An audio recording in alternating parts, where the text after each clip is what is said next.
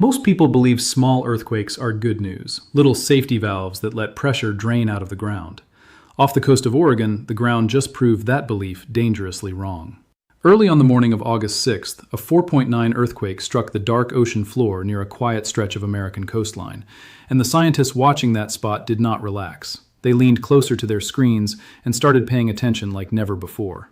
If you want the real story behind the shaking, the real science without the panic and without the hype, hit subscribe now. Stay for the part they never put in the headlines. The earthquake happened in the Pacific Ocean, about 80 miles off the coast of Oregon, near a small town called Port Orford. It was roughly 6 miles under the seabed. In the world of earthquakes, a 4.9 is not a huge event. It is the kind of tremor that rattles glasses in a cupboard and wakes a few people from sleep. Damage from a quake this size is rare, and nobody was hurt. But here is the part that makes scientists stop and look twice. This was the third earthquake in the same stretch of ocean in just a few months. In June, a 5.5 shook that exact water. In July, a 4.2 followed. And now, early in August, this one.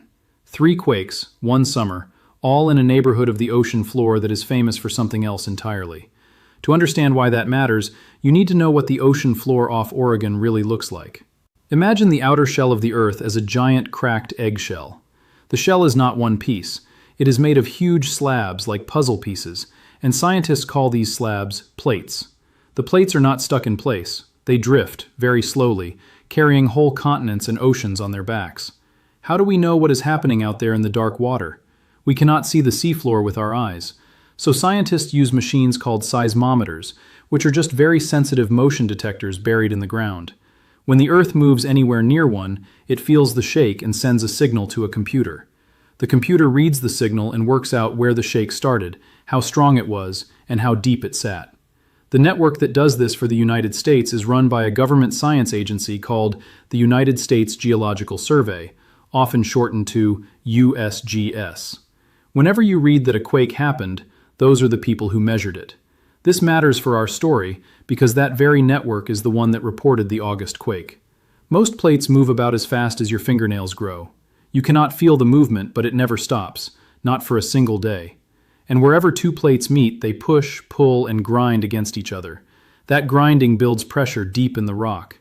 When the rock finally snaps, the ground shakes, and that shaking is what we call an earthquake. The bigger the snap, the bigger the shake. There is one detail about a quake that many reports skip. The number, 4.9, tells you the energy released at the source, deep below the seafloor. It does not tell you how hard the ground shakes at your house. A quake far offshore can be strong at its source yet barely felt on land, and that is exactly what happened in August. Some people near the coast felt a small roll. Most felt nothing at all. To the machines, though, the event was loud and clear, and the machines never blink. Off the coast of Oregon, 2 plates meet in a very special way. One plate, called the Juan de Fuca plate, is sliding down and underneath the plate that carries North America. Scientists call this kind of place a subduction zone, which is just a fancy way of saying a spot where one plate dives beneath another. The one off Oregon has a famous name. It is called the Cascadia Subduction Zone. Every few hundred years, that zone is capable of something terrifying. Not a 4.9, not a 5.5. Scientists believe it can produce a quake near magnitude 9, a quake with more than 1 million times the energy of the one in August. This single fault is the reason every little shake in this ocean gets watched so closely, and the reason the August quake made headlines at all. The plate named Juan de Fuca is a small plate, at least by the standards of plates. It is a leftover piece of something bigger, a slab of ocean floor that has been diving under North America for tens of millions of years. It is named after a sea captain who sailed these waters in 1592. What is left of it today is only a few hundred miles across. Small as it is, its slow dive under the continent is the engine behind almost every earthquake risk in the Pacific Northwest. But here's a twist that surprises most people. The earthquake that woke scientists in August did not happen on the big subduction zone. It happened on a different line in the ocean floor, a line with a strange name. It is called the Blanco Fracture Zone. Understanding the difference between these 2 lines, the diving one and the sliding one, is the whole story. The first thing to know is that these are 2 completely different kinds of cracks. A fault is just a crack in the Earth's crust where the 2 sides move against each other. The Cascadia Subduction Zone is a crack where one plate dives under another. The Blanco Fracture Zone is a crack where 2 plates slide past each other sideways, like 2 long trains passing in the night. Scientists call sideways motion a strike-slip fault. The most famous strike-slip fault on Earth is the San Andreas Fault in California, the one people picture when they hear the word earthquake. Near the Blanco Zone, the ground moves horizontally, side to side. It almost never moves up and down.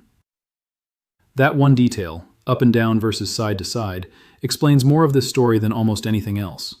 Because the motion is sideways, the Blanco Zone almost never causes a tsunami. A tsunami needs the seafloor to jump up or drop down, shoving the water above it. Sideways sliding, no matter how strong, does not shove water. It just grinds. So the truth about the August quake is simple. No tsunami, no damage, no sirens. By every normal measure, nothing happened at all. And yet the scientists who watched this coast said the same word again and again. Interesting. That word is the key to everything that comes next. Before we keep going, stop and think about this. Did you grow up believing that small earthquakes let the pressure out of the ground? Most people did, because it sounds so logical. If you believed it 30 seconds ago, and now you are not so sure, that is exactly what this channel is for. Comment myth or truth below, and hit subscribe, because the next part of this story is the part nobody expects. Here is the first thing scientists expected everyone to believe that turned out to be wrong. Many people think that small earthquakes are the Earth letting off steam. They picture pressure building in the ground like steam in a kettle, and they believe every little rumble releases a bit of it, so the big kettle can never explode. That picture is false, and it needs to be said plainly. The ground is not a kettle full of steam. The pressure that builds on a subduction zone comes from two giant slabs of rock locked together for hundreds of years. A small quake 30 miles away, on a completely different fault, does not touch that lock. It does not release it. It does not reduce it, not even by a hair. To make this concrete, scientists use a scale called magnitude. Every step up on this scale means about 32 times more energy. A 5.0 releases about 32 times more energy than a 4.0. A 6.0 releases about 1,000 times more energy than a 4.0. And a 9.0, the kind this zone has produced before, releases more than 1,000,000 times the energy of the August quake. Picture it this way. The August 4.9 was like a single drop of water. The giant quake scientists are watching for is like an entire ocean. You cannot drain an ocean one drop at a time, and geologists know that for a fact. This is exactly why they do not relax when they see small quakes near Oregon. The drops do not empty the ocean. Here is a good way to picture the lock between the two big plates. Imagine pressing your palms together hard, with all your strength, and then trying to slide them apart. They stick. You push harder, and they stay stuck, while the muscles in your arms strain. That strain is exactly what the Earth does for centuries. The upper plate wants to keep moving inland, pushed by forces far beneath the surface, but the diving plate holds it in place. The longer they stay stuck, the more energy is stored in the rock, the way a stretched rubber band stores energy. Then one day, the rubber band snaps. Now for the second surprise, and this one goes the other direction. People expected the small quakes to mean something terrible. Many people on the coast looked at the news and thought, "Here it comes. This is the start of the big one." Scientists looked at the same data and said the opposite. This is normal. This neighborhood is doing what this neighborhood always does. The region around the Blanco Fracture Zone is one of the most earthquake-happy places on the planet. The plates there do not get stuck for long. They slip often, in small to medium bursts.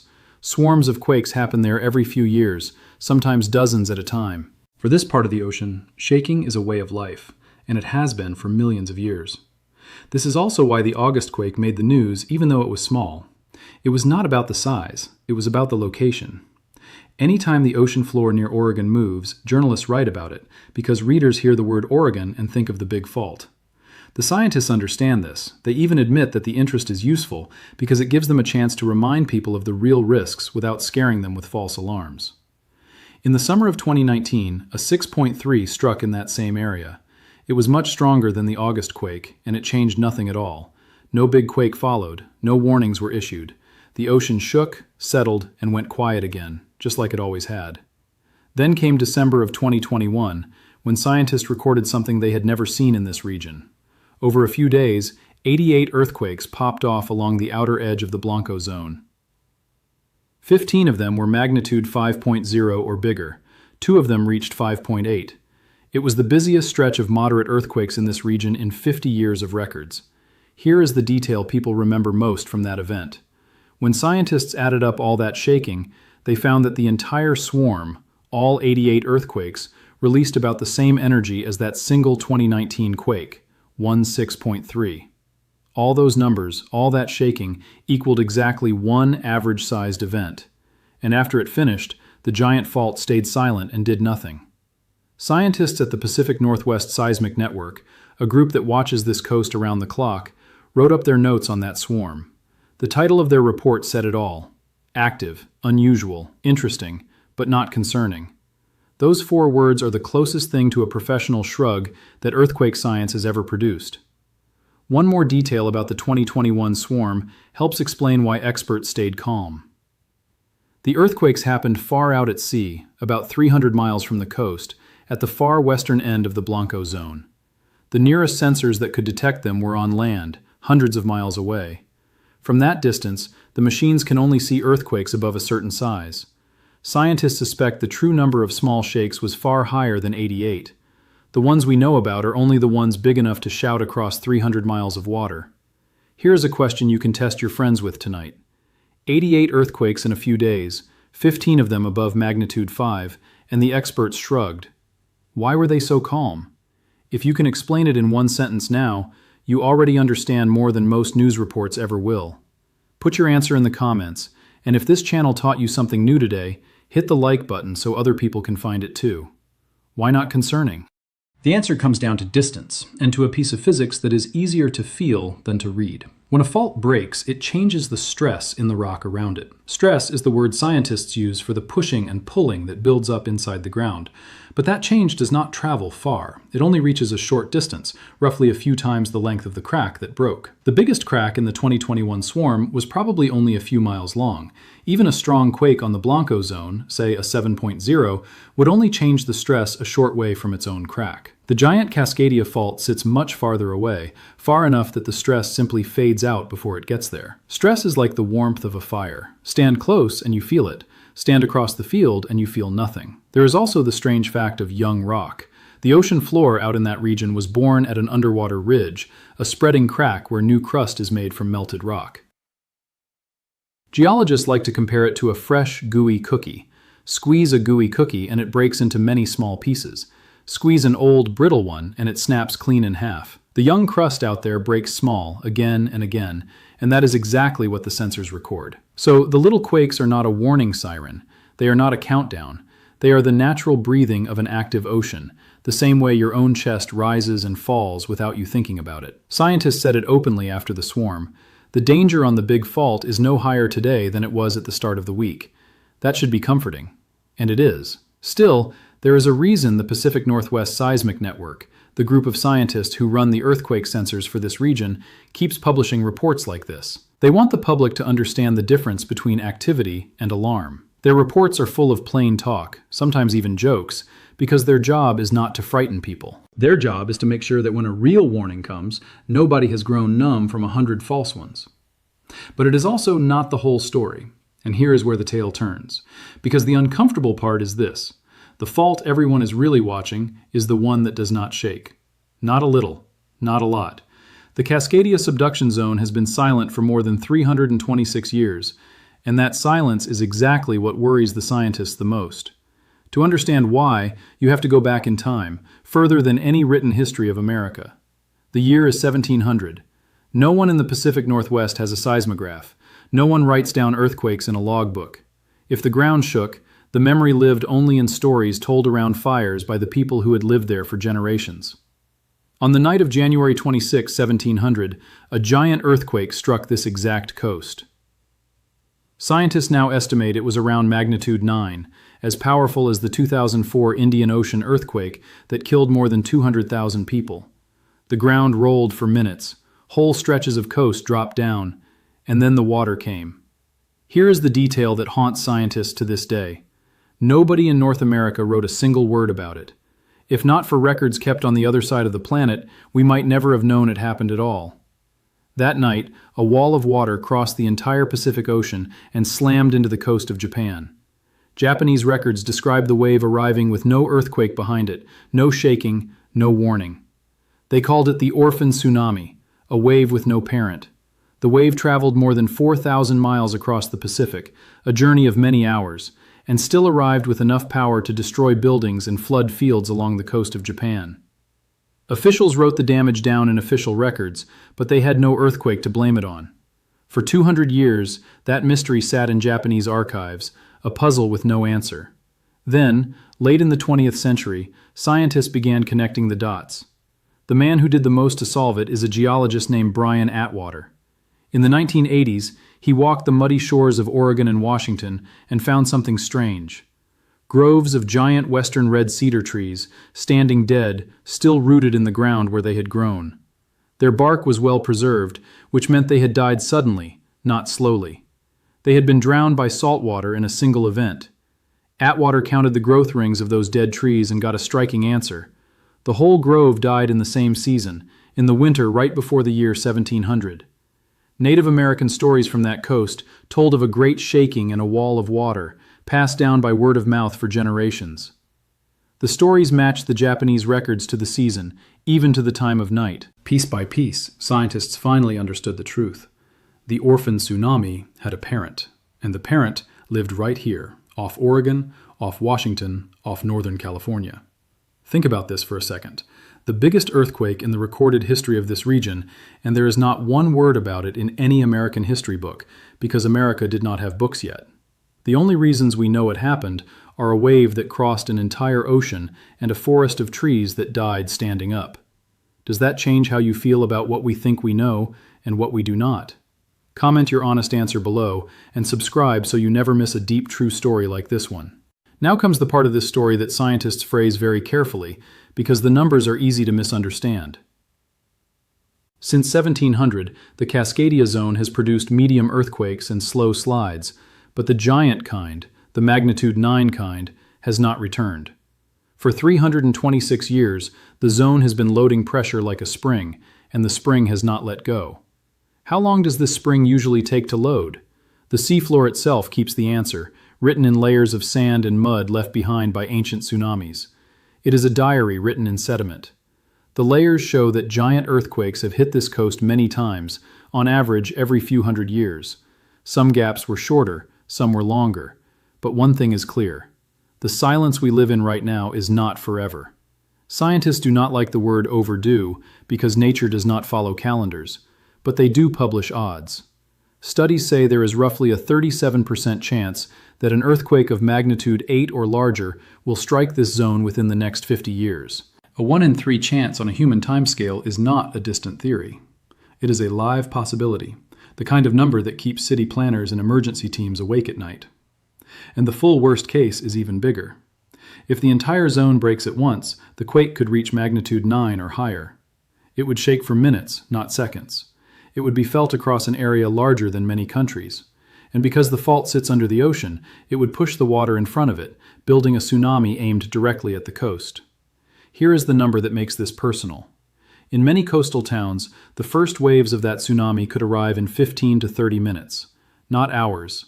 Not a countdown you can watch on a screen. A fast walk to high ground, maybe, and not much more. This is why scientists were so careful to repeat, no tsunami, no tsunami, no tsunami, after the August quake. Because when the real fault does move, everyone on that coast will understand the difference instantly. There is a third surprise in this story, and it is about science itself. People expect that when the big one comes, we will have some grand warning system, a siren in the sky, a broadcast that gives everyone time to pack the car and drive to safety. The truth is smaller and stranger, and, in its own way, more amazing. Earthquake shaking travels in 2 flavors. The first wave, called the P wave, moves fast and feels like a sharp knock, a sudden jolt. The second wave, called the S wave, moves slower and does the real damage, the rolling, the cracking, the breaking. Machines on the ground can feel the P wave in the very first seconds and send an alert before the S wave arrives at your city. That system has a real name. It is called ShakeAlert, and it has been sending warnings to phones in Oregon since 2021. It cannot predict earthquakes. It cannot stop them. What it does is give people seconds, sometimes tens of seconds, to drop, cover, and hold on, to stop a train, to open a hospital door, to get out from under something heavy. Seconds sound small. In an earthquake, seconds are everything. The warning only works if people know what to do with it. That is why schools along the coast hold earthquake drills, the same way they hold fire drills. Drop, cover, and hold on. Get under a sturdy table. Stay away from windows. These simple moves are taught to children so well that the children grow up knowing them by heart. In Japan, a country with the same kind of risk, these drills are part of childhood, and experts believe they save lives every single year. Here is what is happening right now, while you listen to these words. Instruments are buried in the ground up and down this coast, feeling the pulse of the earth every second of every day. Satellites measure the position of the ground from space, tracking movements as small as a coin lying on its side. Underwater microphones listen to the ocean floor. Every tremor, every slide, every whisper of movement is recorded, filed, and studied. The satellites use a system called GPS, the same technology that helps your phone find its way. But instead of guiding a driver to a coffee shop, the scientist stations watch the ground itself. They can measure a shift of less than a centimeter, smaller than your smallest fingernail. If the coast ever starts creeping seaward, the way it did before historic quakes in other countries, the stations will see it. They are the closest thing we have to a canary in a coal mine. Scientists are also watching something even stranger, a kind of earthquake that never rattles your kitchen at all. Deep below the surface, the plates sometimes slide slowly, over weeks, with a soft rumble that scientists call tremor. These slow slip events arrive like clockwork, about every 14 months. In the middle of them, the plates move quietly, almost politely, releasing a little of the tension without a single shake detected by the people up above. Here is the strange part. The slow slip happens deep, roughly 25 miles down, where the rock is hot and soft. The giant quakes happen higher up, where the rock is cold and brittle. Scientists now think these two levels talk to each other. A quiet slide in the deep layer adds a small amount of stress to the locked zone above it. It is like a friend gently poking a person who is holding their breath. Usually the poke does nothing, but it is exactly the kind of tiny change that scientists watch, because it is a clue about how much pressure the stuck zone can take. So here is the honest question of the day. If you lived on that coast, would the knowledge of a 1 in 3 chance over 50 years change anything about your life? Would you know where the high ground is? Would you have a plan in your head right now? Think about it before you answer, then tell us in the comments. And if you already know your answer without thinking, subscribe and join the people who choose to be ready instead of afraid. So what are the scientists actually watching for, if not these small quakes? The honest answer is a change in the pattern. The Blanco zone can shake all it wants, and it will keep shaking because that is its nature. The thing that would make every alarm in the network sound is activity on the big fault itself, the locked one, the quiet one. A cluster of tiny quakes right along the subduction zone, a sudden silence where there used to be tremor, a slow slip that behaves differently than it has in decades. Computers now scan this data around the clock, hunting for patterns no human eye could catch. Every aftershock is measured. Every new reading is compared to years of history stored in databases. And the scientists who studied the August quake were not scared by it. By their own words, they were grateful for it. Every event, even a small one, is a free lesson in how this ocean works. One more clue in a puzzle that is still unfinished. The real question is not whether the giant fault will move. Every piece of evidence says it has moved many times before, and it will move again. The real questions are when, how big, and how ready we will be on that day. Those are questions no person on Earth can answer yet. That is why the scientists watch so closely, and why they are so honest about what they do not know. Every few years, new studies sharpen the picture. Better maps of the seafloor show where the past giant quakes ended and began. New drilling projects pull up cores of mud and sand that read like chapters of a book. Computers run thousands of pretend earthquakes to see what the next one might do to bridges, buildings, and roads. None of this can name a date. But piece by piece, it takes the mystery out of the disaster, and that is exactly what preparedness is made of. One last question before the end. Do you believe human beings will ever predict earthquakes the way we predict the weather? Some scientists say no. Some say yes. Where do you stand? Put your guess in the comments, subscribe for more honest science like this, and stay with me for the final words, because they are about all of us. Now zoom out, because this story is bigger than one fault line. Think about what it means to live on a planet where the ground under your feet is a set of drifting shells, where the map of the world was drawn by slow violence underground, where a mountain range is the scar of an ancient collision, and an ocean basin is the memory of a broken plate. We live on a restless ball of rock, and we forget it almost every day. Every earthquake, big or small, is a reminder that the Earth is alive. The ground is not a floor. It is a machine, and we are guests, standing on top of its moving parts. The people who study it are the ones who chose not to look away. They chose to understand the machine so that when it moves, we are not caught sleeping. Here is what that means for you, even if you live nowhere near Oregon. The tools that watch this coast, the early warnings, the evacuation maps, the drills in schools, all of it exists because somewhere people decided that fear without knowledge is useless and knowledge without action is wasted. That choice is open to everyone, everywhere, at every scale of life. You do not need to live near a fault to understand the lesson. The same logic applies to almost anything uncertain. Learn the real odds, prepare for the possible, stay calm about the probable. The difference between fear and readiness is simply knowing what the numbers mean, and that is a skill no earthquake can ever take from you. If you live near a coast, know your high ground before you need it. If you live near a fault, know the safest part of your home. If you live somewhere quiet, learn the story of a place that is not. Being prepared is not paranoia. It is the calm act of loving where you live enough to be ready for its one bad day. And the scientists will keep watching. The August quake will be filed away with thousands of others, one more tick in an endless record. But every record is written by someone who cared enough to write it. The next time you hear that the ocean floor moved off Oregon, you will know what the headlines really mean.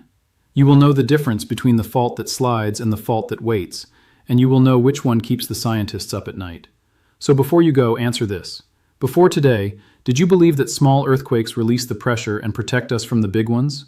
Drop your answer in the comments. If this story changed the way you see the ground under your feet, share it with someone who needs it, a friend who lives near a coast, or someone who still believes the kettle is letting off steam. Subscribe to become one of the people who understands what the Earth is really saying, and turn on notifications because this story is not finished. The ocean floor off Oregon is still moving, still sliding, still waiting, and the researchers are still watching. Thank you for staying with me to the very end. Curiosity like yours is rare, and it is the exact thing that moves science forward. The story of the ground is still being written, and I will see you in the next one.